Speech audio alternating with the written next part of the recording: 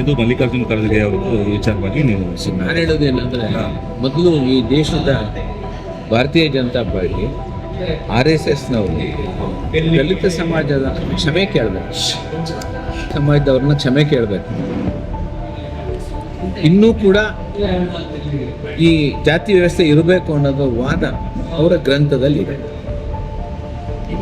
ಎಲ್ಲಿವರೆಗೆ ಆ ಗ್ರಂಥದಲ್ಲಿ ಅದನ್ನು ತಿರಸ್ಕಾರ ಮಾಡೋದು, ಅದನ್ನು ವಿರೋಧ ಅಲ್ಲಿವರೆಗೆ ಅವರು ಇದ್ರ ಸುದ್ದಿ ಮಾತಾಡದೇ ಇರೋದು ಅವರು. ನಾನು ಹೇಳ್ತಾ ಇರೋದು ಬೇರೆ, ನಾನು ಹಿಂದೂ ಧರ್ಮಕ್ಕೆ ಸೇರಿ, ನಾನು ಹಿಂದೂ ಧರ್ಮದಲ್ಲೇ ಇರಬೇಕಂತ ಅಷ್ಟೇ ಪಡೋದು. ಯಾವ್ಯಾವ ನ್ಯೂನತೆ ಇದೆ ಅದನ್ನು ಸರಿಪಡಿಸ್ಕೊಳ್ಳೋದಕ್ಕೆ ಪ್ರಯತ್ನ ಅವರು ಅದನ್ನು ರೆಡಿ ಇಲ್ಲ, ಅವ್ರು ಸಿದ್ಧ ಇಲ್ಲ. ಹುಲಿಕಲ್ ವಿಚಾರದಲ್ಲಿ ಅದನ್ನ ಬಾಮೈದ ಅವರ ಅಕ್ಕನ ಅದ್ರ ಬಗ್ಗೆ ಏನಾದ್ರು ಹೇಳ್ತೀರಾ? ಅಲ್ಲ, ಈಗ ಅವ್ರಿಗೆ ಆ ಕುಟುಂಬದವ್ರಿಗೆ ನ್ಯಾಯ ಸಿಗದಿದ್ರೆ ಕುಟುಂಬದ ಪರವಾಗಿ ನಾನು ನಿಲ್ತಾನೆ, ನಮ್ಮ ಪಾರ್ಟಿನೂ ನಿಲ್ಲುತ್ತೆ,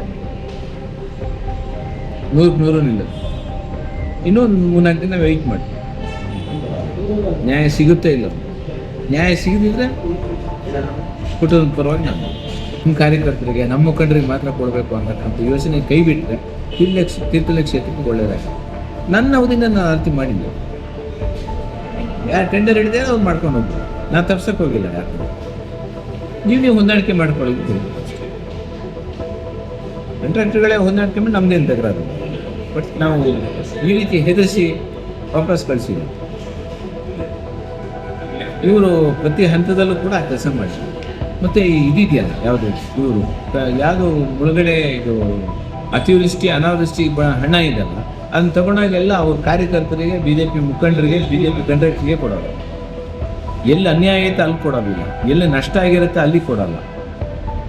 ಈಗ ಮುಳುಗಡೆ ಸಂಬಂಧಪಟ್ಟಿದ್ದು ಮತ್ತು ಅತಿವೃಷ್ಟಿಲಿ ಆಗಿರ್ತಕ್ಕಂಥ ಹಾನಿಗೊಳಗಾಗಿರ್ತಕ್ಕಂಥ ಏನು ಹಣ ಬರುತ್ತೆ ಅದನ್ನೆಲ್ಲ BJP ಕಾಂಟ್ರಾಕ್ಟರ್ಗಳಿಗೆ ಯಾವುದೋ ಒಂದು ರಿಟೈನಿಂಗ್ ವಾರ ಅಲ್ಲ, ಎಲ್ಲೆಲ್ಲಿ ಕೆಲಸ ಮಾಡಿದ್ದಾರೆ ಅದಕ್ಕೆಲ್ಲ ಫೋಟೋ ತೆಗೆಸ್ತಾ ಇದ್ದೀನಿ.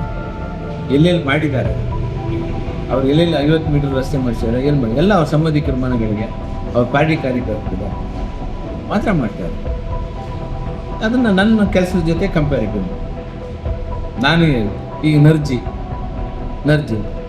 ಅಲ್ಲಿ 1 ವರ್ಷನೂ ನಮಗೆ ಲೀಡ್ ಬಂದಿಲ್ಲ. ಅಲ್ಲಿ ನಾನು 80 ಲಕ್ಷ ರೂಪಾಯಿ ದುಡ್ಡು ಕೊಟ್ಟಿದ್ದೇನೆ. ಎಲ್ಲ BJPಯವರೇ ಇರೋದು.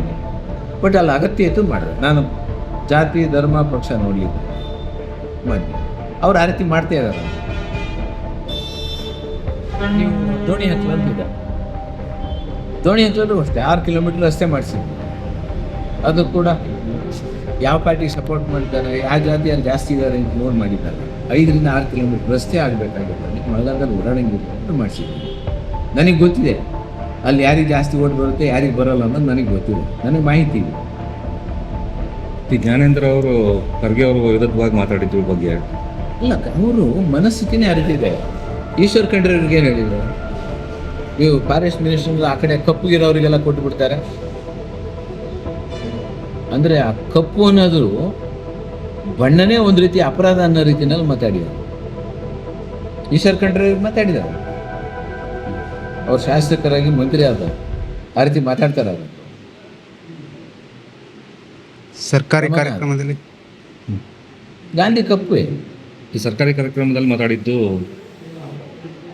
ಭಾಳ ತಪ್ಪದು. ಸರ್ಕಾರಿ ಕಾರ್ಯಕ್ರಮದಲ್ಲಿ ಒಂದಲ್ಲ, ಎಲ್ಲ ಕಾರ್ಯಕ್ರಮದಲ್ಲೂ ಅವ್ರೇನು ಮಾಡ್ತಾರೆ, ನಾನು MLA ಯಾರು ಪ್ರಶ್ನೆ ಮಾಡಲ್ಲ ಅಂತೇಳಿ ಬಾಯಿಗೆ ಬಂದಂಗೆ ಮಾತಾಡ್ತಾರೆ. ಯಾಕೆ ನಾವು ನಿಷ್ಠುರ ಆಗಬೇಕು ಅಂತ ಭಾಳಷ್ಟು ಜನ ಮತ್ತು ಸಭೆ ಹಾಳಾಗುತ್ತೆ ಅಂತ ಸುಮ್ಮನೆ ಇರ್ತಾರೆ.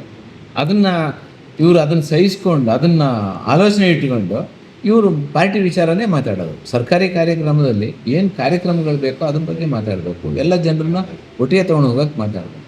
ಬಟ್ ಅವ್ರು ಆರತಿ ಮಾಡೋಲ್ಲ.